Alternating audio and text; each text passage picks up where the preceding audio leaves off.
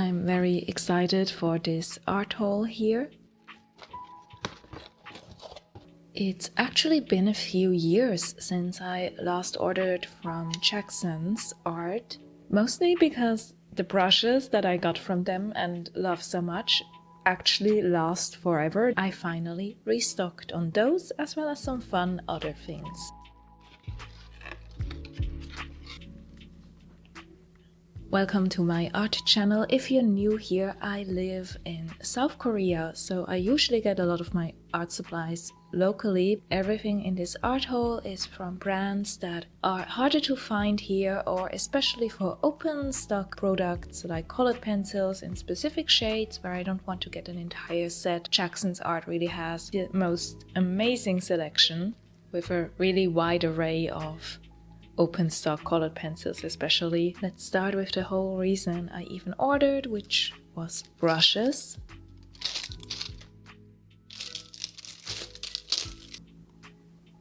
Up first I got a bunch of bristle brushes. Some of these are just incredibly basic hog bristle brushes, since I have a couple larger things I need to work on canvas, where bristle brushes are what I reach for the most.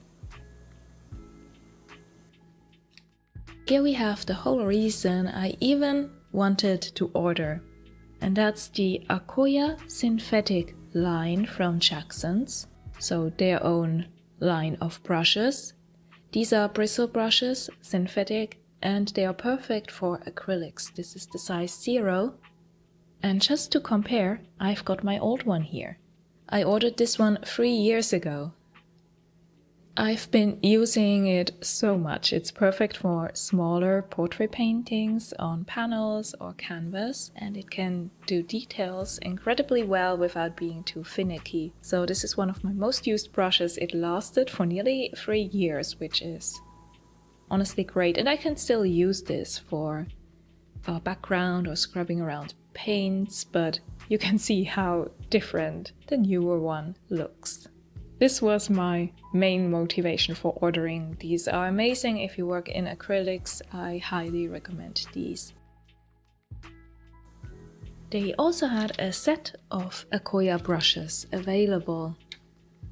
And so I thought, after falling in love with these, I might as well give some of the other brush shapes a try.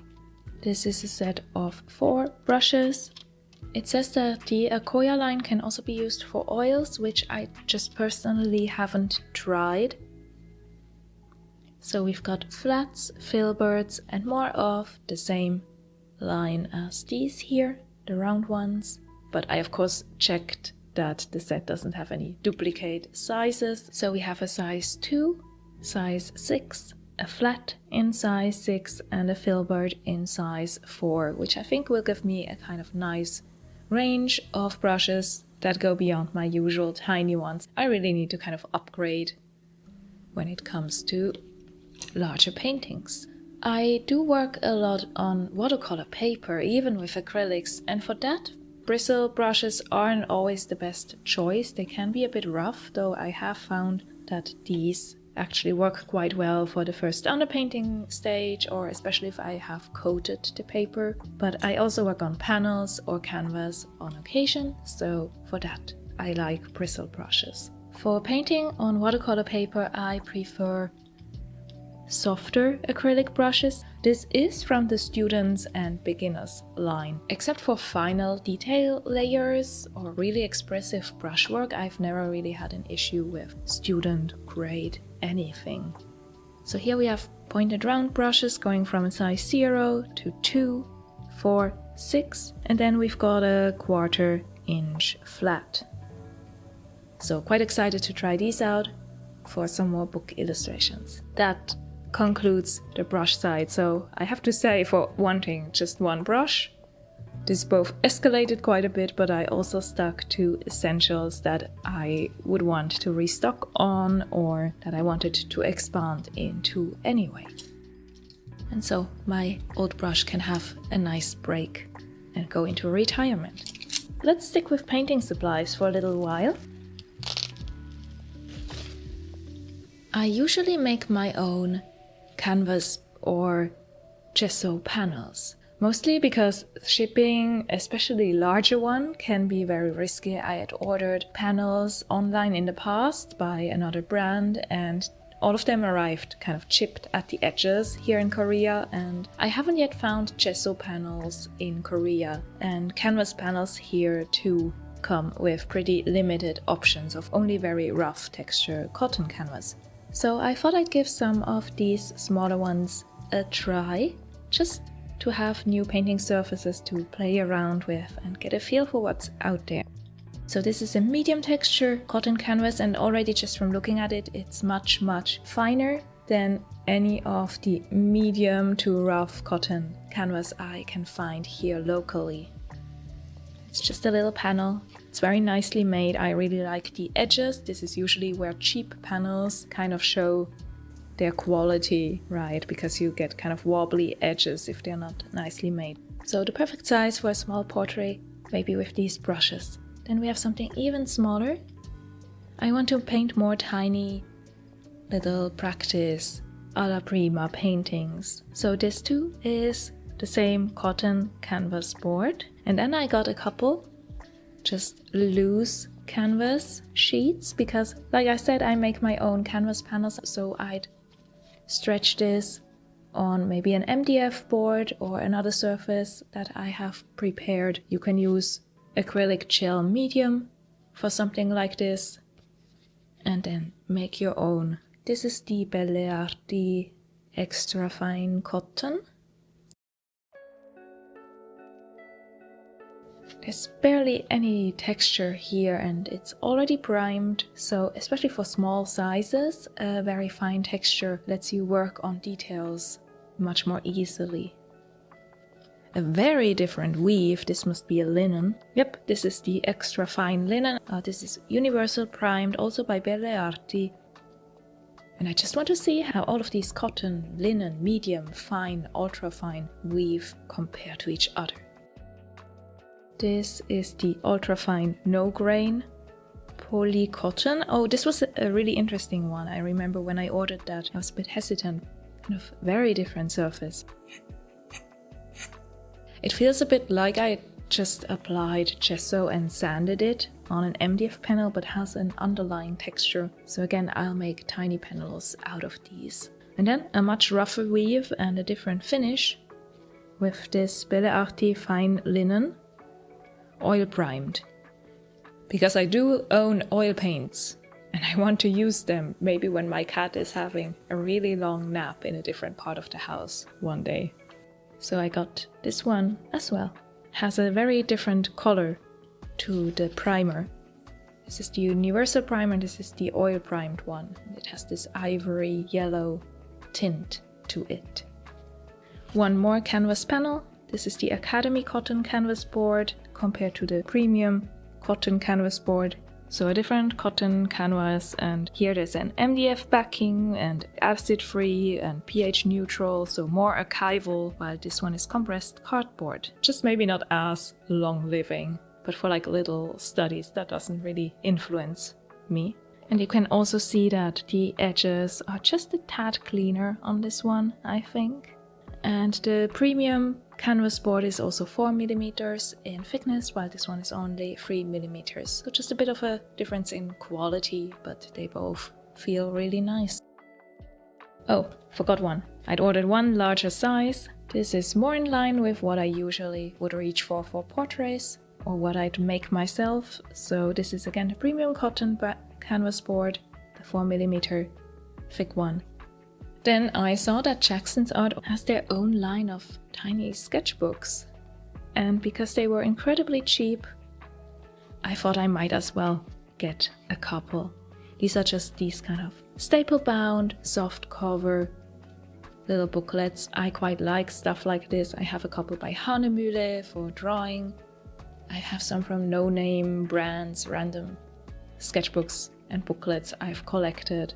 This is the Studio Sketchbook, has 20 pages, and the paper has quite a bit more texture than I expected. I'll have to see which kind of materials work well on this. I'm quite into mixed media lately.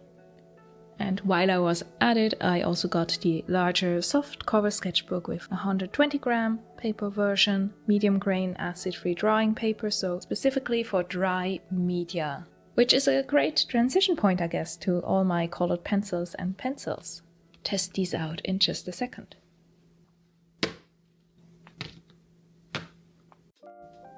Despite the packaging, I actually didn't order anything from Caran d'Ache, so let's see what is in which box.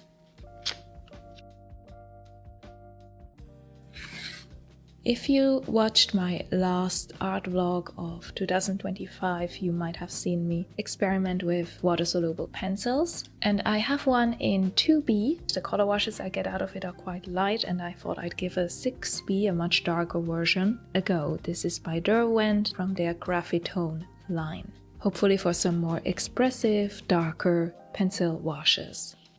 And then here, two very fun additions that I'm looking forward to using. I had fallen in love with a single watercolor pencil by Derwent that I'd bought in a red shade, kind of on a whim, and it's very soft and can layer really beautifully. I got two shades here. To go along with my much brighter red, here I've bought an Imperial Purple and a Burnt Umber, because you can never have too many earth tones. And I'll give these a try in just a moment for some swatches. Generally, I'd say that 2025 was my year of Derwent. Some of their products became more easily accessible in South Korea. I always liked their Derwent drawing pencils, the few that I got as open stock here. And finally got the full set before they released the new extended color range. Overall, I've been in a Derwent kind of mood. They've not disappointed me yet. I like all that I've tried of theirs. And so here we have, what do we have here? Let's see. I bought the Midnight Black and the Chestnut for Graphitint, and a Mineral Blue, which is this nearly turquoise shade. I've been really into dark greens and turquoises. So really I just got a whole bunch of different single colored pencils to try out different application methods. And you can see that a lot of them are water soluble. I think, yeah, everything here is water soluble. As I have gotten more and more into mixed media, colored pencils that are also kind of combining well with watercolors and gouache are a really perfect choice for that. And then last but not least, one more Inktense. I went with just a Chinese ink, so a really dark tone, hopefully some very dramatic shading. I mentioned the Derwent drawing just a second ago. Like I said, I'd finally gotten the 24 color set only for the newsletter with the announcement of 72 colors to go out. So I had some FOMO because of all those new gorgeous shades releasing, and I got Deep Atlantic as a deeper, more intense blue to round out that 24 color set, and the shade Forest, because I only have the olive green shade from the 24 color set. I was very tempted to get a couple more greens and blues in particular, but they were all sold out because everyone had apparently the same idea as I did. And that's it. That's my big Jackson's art haul. A lot of new brushes, new fun art surfaces, a couple sketchbooks. Wait, I lied. There's this that I still have to open.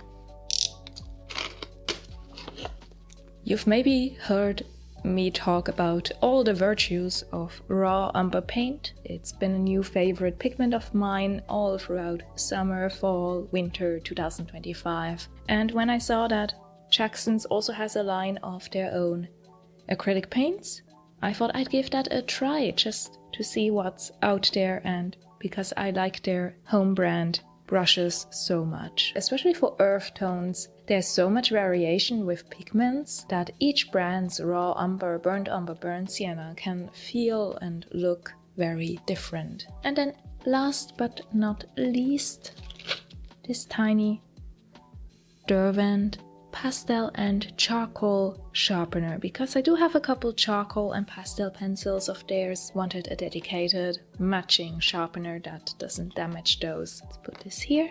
So I won't be able to test all of these brushes as part of this art haul video, but they will definitely show up in future painting videos. Same for all of my new canvas and painting surfaces. I really am excited for this kind of trial package of different canvas options. But what I can do is sketch something with these and make a couple color swatches.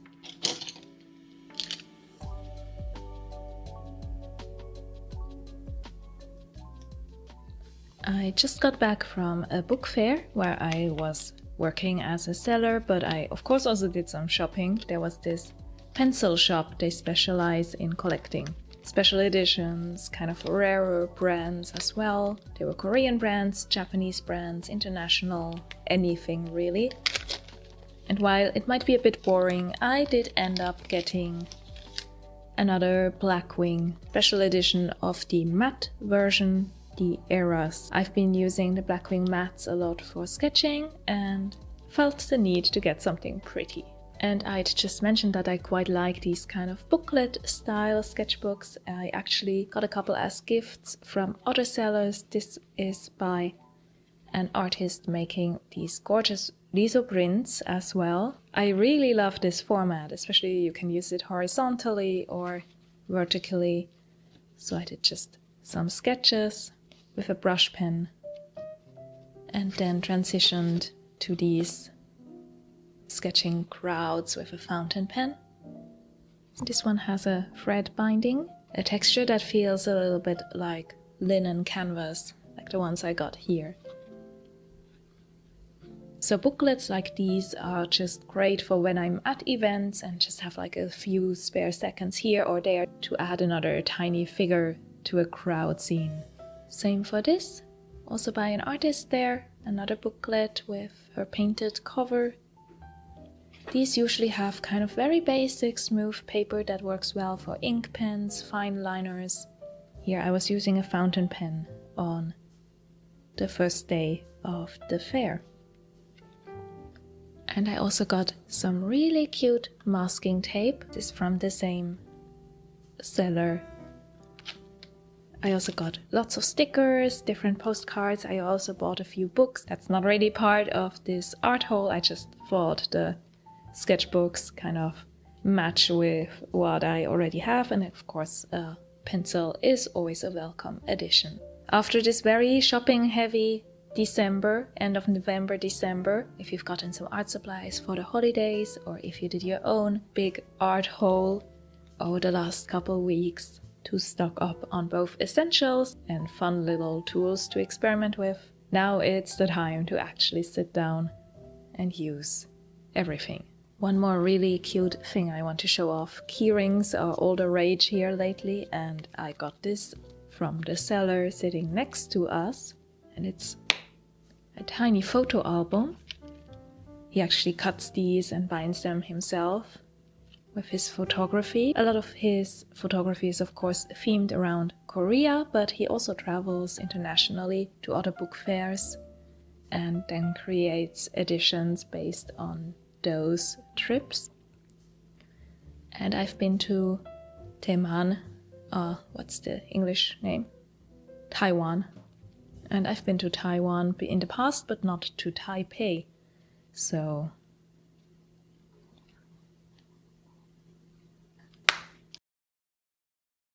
I'll attach this to my bag soon.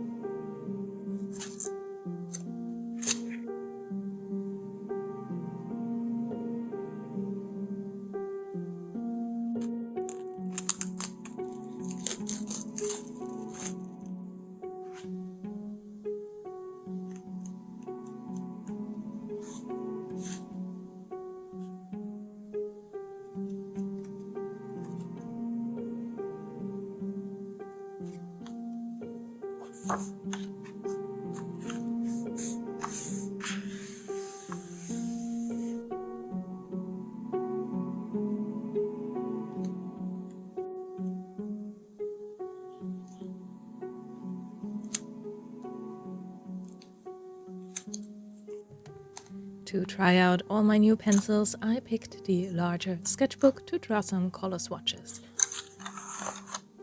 I'm already familiar with the Derwent drawing pencils texture, so those two swatches are quite small. I wish I'd gotten a more chromatic green, but at the same time forest will fit perfectly into my set of 24 Derwent drawing. My hesitation about getting the full set of new shades that Derwent released actually has a lot to do with how that might upset the overall color balance. I really like the muted tone of that limited set overall. The other pencils I'm familiar with are the watercolor pencils, as I have a single red one that I use for sketching. These are very soft and I actually recommend them for just drawing too. I'm completely new to the ink tints, and because they're, well, ink, I thought I'd go with a Chinese ink black to see how intense these can be.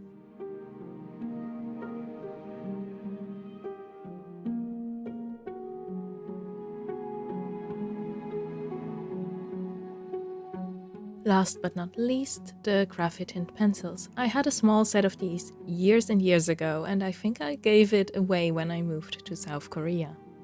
Here too I went with a dark and a light shade to test out. The midnight black felt much more like a graphite pencil in its application compared to the chestnut shade. Layering that one, there's this gorgeous two-tone effect of the brown and what I assume to be the graphite. You can see how my swatch shifts in color from one layer to multiples.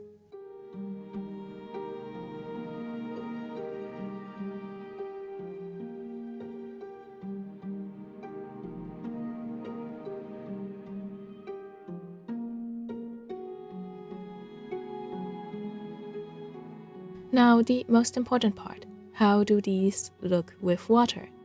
The burnt umber is exactly what I wanted, a neutral dark brown when drawing that turns warmer when I add water. It's a beautiful shade that will be great for sketching all kinds of portraits. The imperial purple shifts less in tone, looking just a bit more magenta than in its dry form. A beautiful jewel shade, and I don't have anything similar in my collection. Behold my new obsession. These ink tints are even more inky and intense than I expected. I can't wait to really dive into the Chinese ink one, especially maybe experimenting with calligraphy combined with drawings.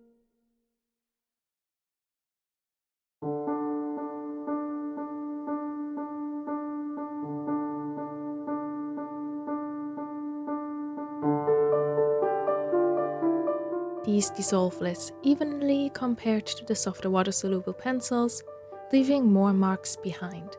I think that makes them an interesting candidate for mixed media sketching, combining lines with color washes. The graphite tint black is similar to my memory of these pencils, creating a more muted color wash.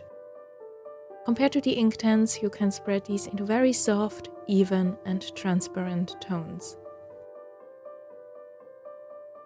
The water really brings out the color, so that will be interesting when I mix wet and dry. I also made some quick line swatches of all these pencils, dipping them in water. The color even more intense with how densely packed the pigment is.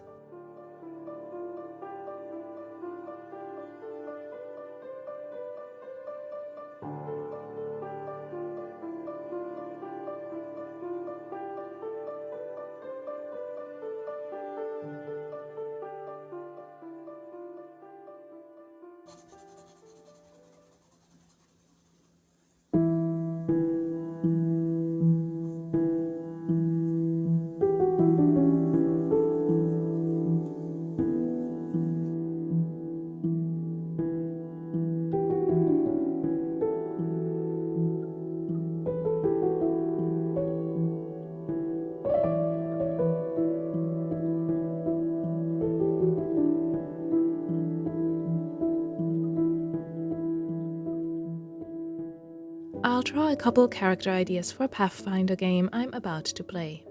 At this point, I'm not sure what ancestry I'll pick, so these are ideas for a sprite archer. I started with the burnt umber watercolor pencil and then layered the graphite tint chestnut on top. The graphite tint and watercolor pencils are both great for quick sketches where I want to explore an idea by scribbling and layering.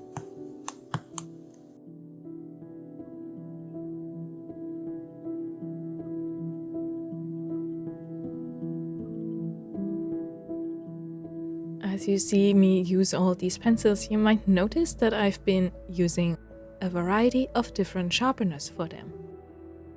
I'm trying out a whole bunch of sharpeners lately. Let me know if you'd like a full roundup of my favorites and which sharpener works for which pencil.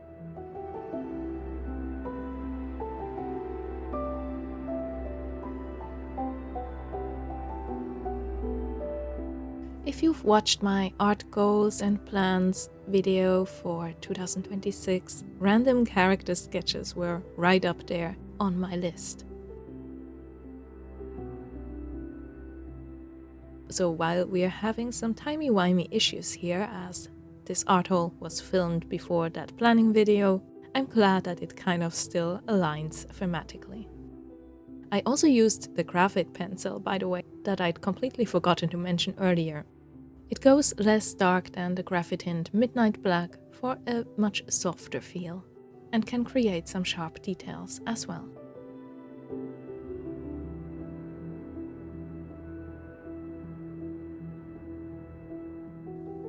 Now, why would you want to use water-soluble pencils for sketching? I hope I can articulate that properly. Once I had the very rough sketches done and got to bring out my clean, water-only brush, that manipulated the lines, adding darkness, thickness, variety, and even pushed saturation, because all of these look more saturated and vibrant once they are combined with water.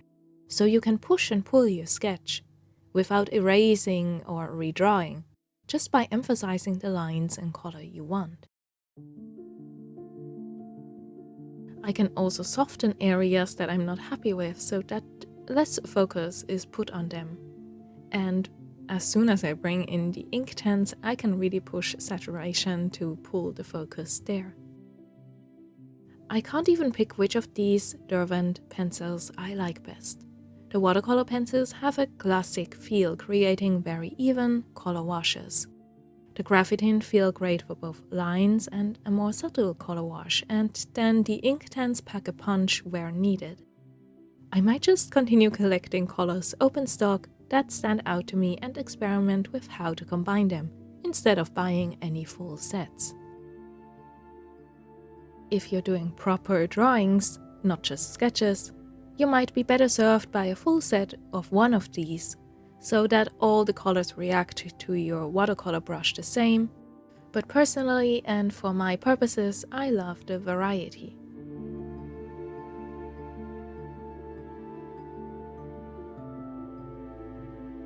The one color that didn't quite fit for my character design here was the Imperial Purple, but you see me reach for the Mineral Blue quite a lot, as that combines so beautifully with all of these earth tones.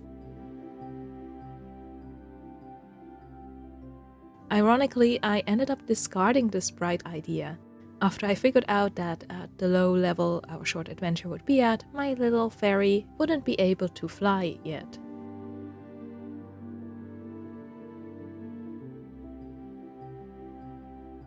Still, I enjoyed sketching these silly ideas at different abstraction levels, giving her little teacup hats or tiny glasses, and getting a feel for all of my different colored pencils.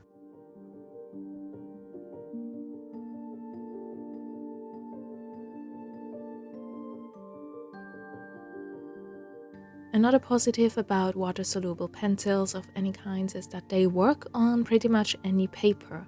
You need less water compared to proper watercolors to spread these around, as you can also just do regular shading, so I had no issue at all with this sketchbook paper.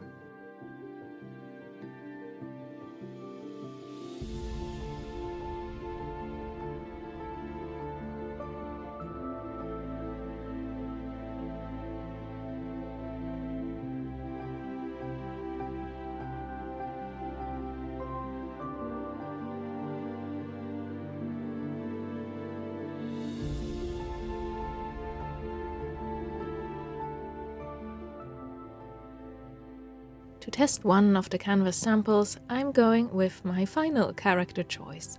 An older, dignified orc lady with some elven ancestry. Probably as opposite to my sprite fairy idea as possible.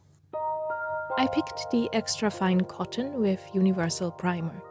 This will give me a chance to try out the raw umber paint by Jackson's as well, and also all my new bristle brushes. I get to paint in a la prima again.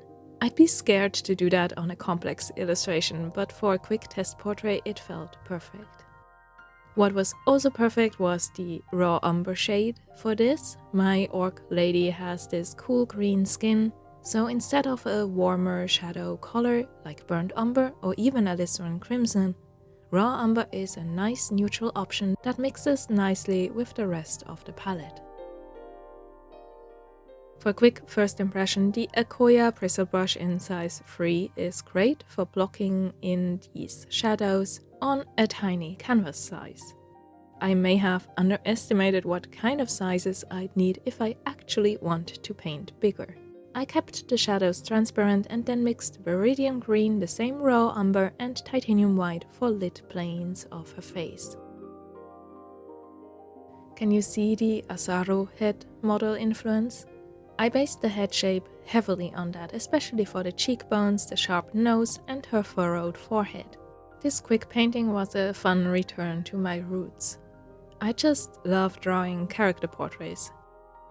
If you're familiar with my channel, this might not be quite the portrait you expect from me. But in the end, no matter if a master study, an elegant vampire, a Tolkienian elf, or a movie scene, all the same techniques apply, and I like when a character lets me dig into some rougher brushwork and I don't have to worry about what would look conventionally pretty.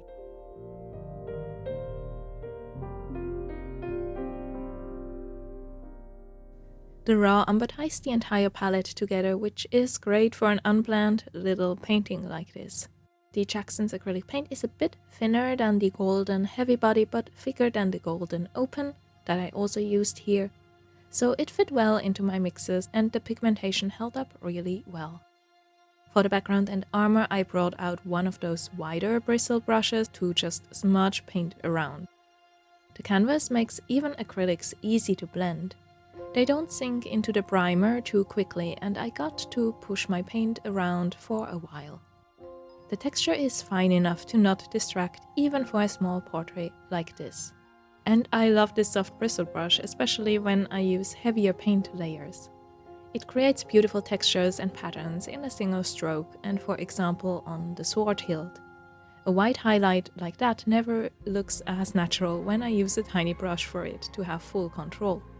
Bristle brushes are all about happy accidents, and this went really well for a first try.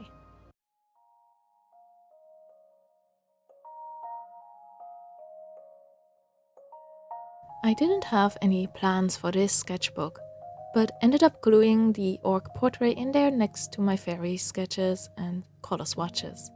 So maybe this can be some kind of art material documentation book.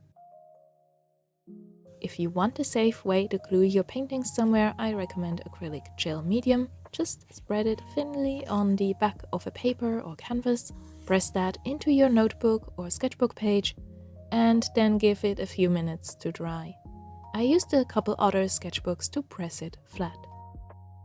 I ended up trying a wide variety of my new art supplies and can't even pick any favorites. I'm really happy with all my first impressions, and each material makes me curious about different mixed media techniques, so you'll for sure see these show up again. Are you familiar with any of these Derwent pencils? Do you have a favorite or one you'd like to see me explore in more detail? Thank you so much for watching me unbox and play around with all my fancy new supplies, and I hope this gave you an idea on how to approach new materials, be it paints or sketching tools.